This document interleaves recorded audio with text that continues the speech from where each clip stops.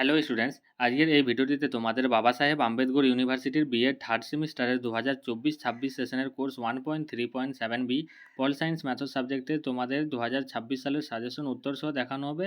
এবং আমাদের এই সাজেশনের সঙ্গে সঙ্গে যদি তোমরা বিগত সমস্ত বছরের প্রশ্ন উত্তর পিডিএফ আকারে পেতে চাও, তাহলে আমাদের সঙ্গে হোয়াটসঅ্যাপ নং 7718187415 অথবা আমাদের টেলিগ্রাম চ্যানেল ক্রিয়েটার স্পিক এই গ্রুপে যোগাযোগ করতে পারো। পিডিএফের পারিশ্রমিক মূল্য হিসেবে টাকা রাখা হয়েছে 34 টাকা। 34 টাকার বিনিময়ে তোমাদের সমস্ত কিছু দেওয়া হবে। তো প্রথমে আমরা গ্রুপ এ অর্থাৎ 2 মার্কসের প্রশ্ন উত্তর দেখব। 2 মার্কসের পরীক্ষায় মোট তোমাদের 60টি প্রশ্ন থাকবে, তার মধ্যে যে কোনো 5টি করতে হবে। 1 নং দাগের প্রশ্ন হলো উত্তরদানের সহায়ক তথ্য আহ্বান বলতে কী বোঝেন। 2 নং দাগের প্রশ্ন হলো উৎসাহ বর্ধন বলতে কী বোঝায়। 3 নং দাগের প্রশ্ন হলো সমন্বয়িত শিক্ষণ কী। 4 নং দাগের প্রশ্ন হলো রাষ্ট্রবিজ্ঞান বিষয় শিক্ষাদানের ক্ষেত্রে দুটি শিক্ষণ কৌশল সমূহগুলি কী কী। 5 নং দাগের প্রশ্ন হলো মূল্যায়ন ও পরীক্ষার মধ্যে যে কোনো দুটি পার্থক্য উল্লেখ করুন। 6 নং দাগের প্রশ্ন হলো দেওয়াল পত্রিকা বলতে কী বোঝায়। 7 নং দাগের প্রশ্ন হলো পারদর্শিতার অভিজ্ঞার দুটি বৈশিষ্ট্য লিখুন। 8 নং দাগের প্রশ্ন হলো পেশাগত সংগঠন বলতে কী বোঝায়। 9 নং দাগের প্রশ্ন হলো দলগত শিক্ষণ কী। 10 নং দাগের প্রশ্ন হলো নির্দেশ দানের লক্ষ্য বলতে কী বোঝায়।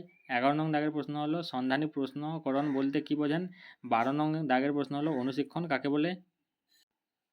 মাঝখানে তোমাদের সাজেশনটি স্কিপ করে দেখানো হলো। যদি তোমাদের ফুল সাজেশন দরকার হয় তাহলে আমাদের সঙ্গে কন্ট্যাক্ট করবে। 21 নং দাগের প্রশ্ন হলো ধার্যকরণ বা অ্যাসেসমেন্ট কাকে বলে। 22 নং দাগের প্রশ্ন হলো শিক্ষা বিজ্ঞান বিষয়ক বিশ্লেষণ কী। 23 নং দাগের প্রশ্ন হলো অনুকৃতি পাঠ বা ভূমিকায়নের বৈশিষ্ট্য কী।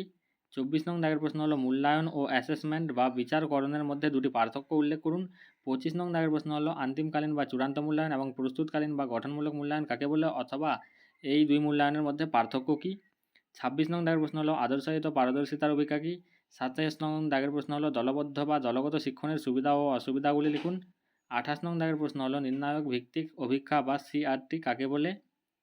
এরপর গ্রুপ বি অর্থাৎ 5 মার্কসের প্রশ্ন উত্তর। 5 মার্কসের পরীক্ষায় মোট তোমাদের 5টি প্রশ্ন থাকবে, তার মধ্যে যে কোনো 3টি করতে হবে। 1 নং দাগের প্রশ্ন হলো শ্রেণীকক্ষে প্রশ্নকরণের গুরুত্ব সংক্ষেপে আলোচনা করুন। 2 নং দাগের প্রশ্ন হলো ভূমিকায়ন বা অনুকৃতি শিক্ষণের সুবিধা ও সীমাবদ্ধতাগুলি আলোচনা করুন।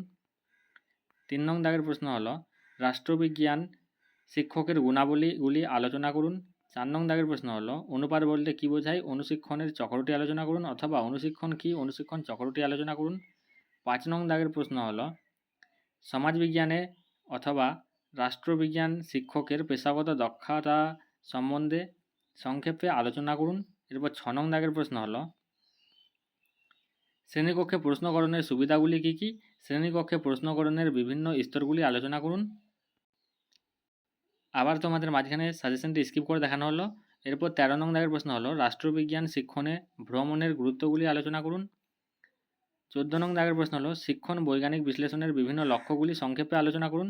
15 নং দাগের প্রশ্ন হলো অনুশিক্ষণ এর বৈশিষ্ট্য সুবিধা ও অসুবিধাগুলি বর্ণনা করুন।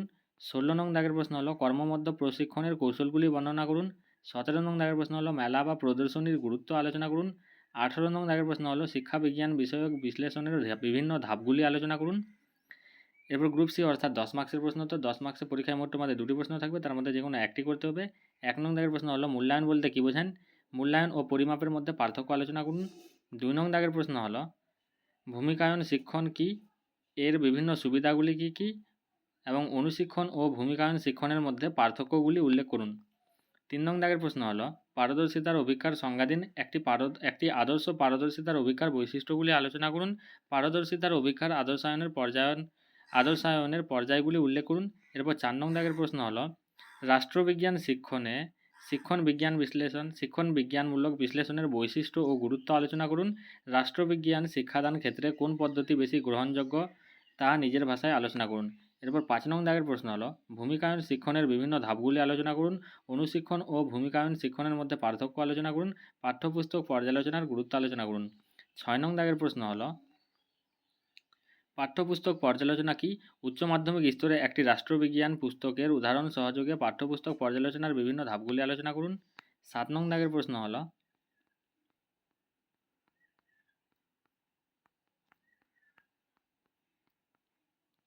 একাদশ বা দ্বাদশ শ্রেণীর শিক্ষা বিজ্ঞান বিষয়ে একটি একক নির্বাচন করুন এবং নিম্নলিখিত অংশগুলি অনুসরণ করে পাঠ্য এককে বিশ্লেষণ করুন। উপ এককে ভাগ করে পিরিয়ড সহ সংখ্যা নির্দিষ্ট করুন। বি নির্দিষ্ট উপ এককের শিখন উদ্দেশ্য উল্লেখ করুন। সি শিক্ষণ পদ্ধতি এবং শিক্ষণ উপকরণ প্রস্তুতিকরণ। এই ছিল তোমাদের পলিটিক্যাল সায়েন্স ম্যাথড সাবজেক্টের সাজেশন।